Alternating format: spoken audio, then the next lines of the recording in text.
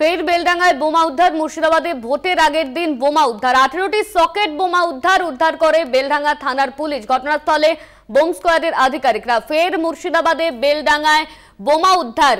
ভোটের আগের দিন বোমা উদ্ধার। 18টি সকেট বোমা উদ্ধার করা হলো মুর্শিদাবাদ থেকে। ইতিমধ্যেই বোম স্কোয়াডের আধিকারিকরা তারা ওখানে পৌঁছেছেন। উদ্ধার করে বেলডাঙ্গা থানার পুলিশ।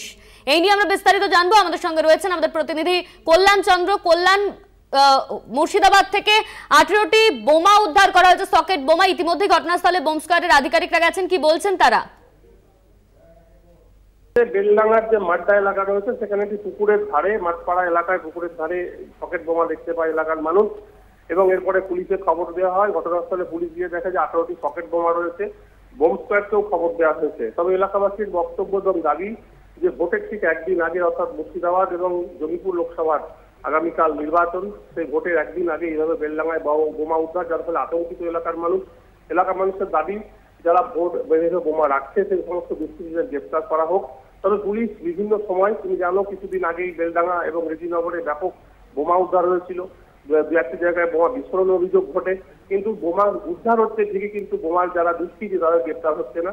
কারণ বিভিন্ন সময় পরিত্যক্ত এলাকায়, পুকুরের ধারে কিংবা জঙ্গলের ছোপের মধ্যে পুলিশ প্রচুর বোমা উদ্ধার করছে, কিন্তু দুষ্কৃতীরা গ্রেপ্তার হচ্ছে না। আতঙ্কটা মানুষের এখানে। সমস্ত দুষ্কৃতীরা বোমা বানাচ্ছে, বোমা মজুত করছে, সে সমস্ত দুষ্কৃতীরা গ্রেপ্তার হচ্ছে না।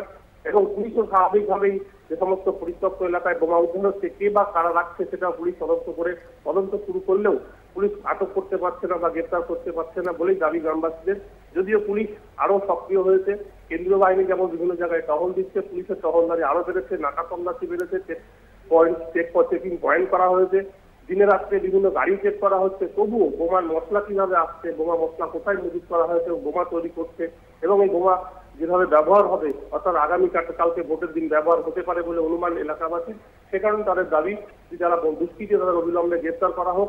এখন সে সমস্ত দুষ্কৃতীদের চিহ্নিত করতে চাইছে পুলিশ। তবে কে বা কারা বোমা রেখেছিল সেটা তদন্ত শুরু হয়েছে। এখনো পর্যন্ত কেউ আটক বা গ্রেপ্তার হয়নি। অনন্যা, ধন্যবাদ তোমায়। কল্যাণ আমাদের সঙ্গে ছিলেন, আমাদের প্রতিনিধি কল্যাণ চন্দ্র।